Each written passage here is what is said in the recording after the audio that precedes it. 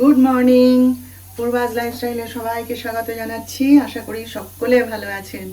তো আজকে হচ্ছে বৃহস্পতিবার। আর আজকে কি করেছি আমি জানেন?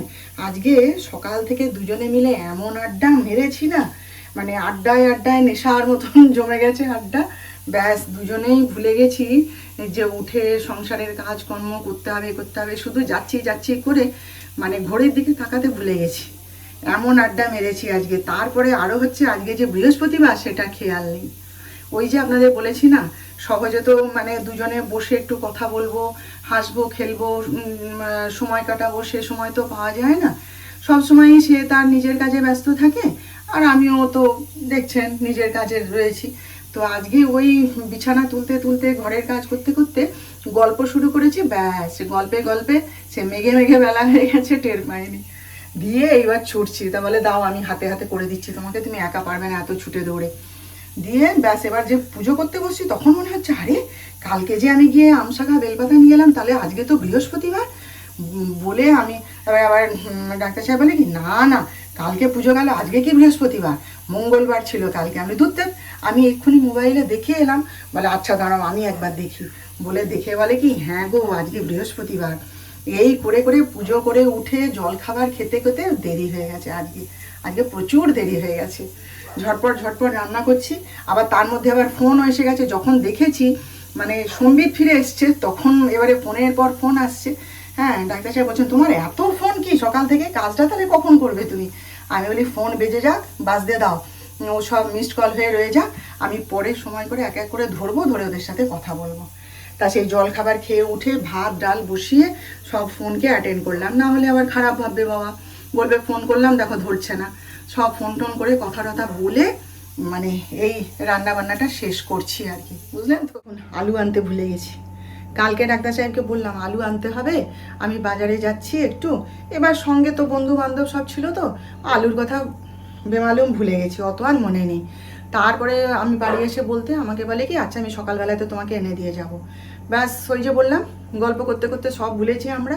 এবার পুজো টুজো করে জলখাবার খেয়ে যখন উঠলাম, তখন আমাদের পাড়ার দোকান ও বন্ধই করে দেয়, 12:30 প্রায় বাজতে যায়, বন্ধই করে দেয়, আনা হয়নি। তখনও আমার মনে নেই যে আলু আনতে হবে।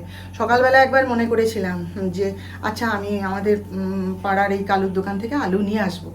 তা সে তারপরে বেমালুম ভুলে গেছি। রান্না করতে গিয়ে এখন আনাজ কাটতে গিয়ে দেখছি হায় আলু নেই, তো কি হবে এবার?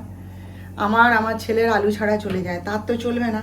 তো দেখি একটা 5 মিশালি সবজি কেটেছি, ওইটা এবেলার মতন খেয়ে নিই, ও বেলা নাই তো গিয়ে আমিই নিয়ে আসবো, সে আর কখন আনবে।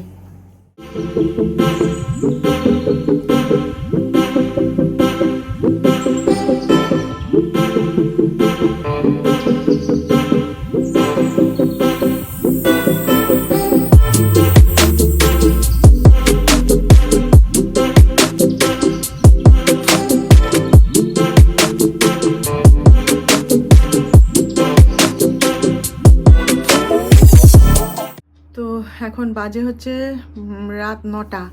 অনেকক্ষণ বাদে এলাম আপনাদের সামনে। আসলে শরীরটা খুব খারাপ লাগছিল খাওয়া দাওয়ার পরে, ওই জন্য একটু চুপ করে শুয়েছিলাম। আজকে আর জিমে যাইনি। তারপরে জিমে আজকে অনুষ্ঠানও ছিল। আমি বলি দূর, এত দূর থেকে ওখানে গিয়ে আবার অনুষ্ঠান অ্যাটেন্ড করা, ওদের কি কেক কাটা টাটা হবে বলেছিল অনেক করে যেতে। তা আমার আর ইচ্ছে করলো না জানেন, এত শরীর খারাপ লাগছিল। আমি বলি না একটুখানি শুয়েই পড়ি, আর গিয়ে কাজ নেই, এত দূর থেকে যাব আবার সে আসতে হবে, আর এই গরম, তার থেকে একটু ঘরে থাকি বিশ্রাম নিই। কালকে আবার ছুটি আছে। এবারে ডাক্তার সাহেবও বললেন, বলে না তুমি বিশ্রাম নাও ঘরে, আর যেতে হবে না। তা ঘরেই ছিলাম। তারপরে যিশু কাজ থেকে ফিরে বলছে মা চলো না একটুখানি রিলায়েন্সে যাই, ওর কী সব কেনাকাটার আছে জামা কাপড়, তা চলো তুমি সঙ্গে থাকলে ভালো হয়।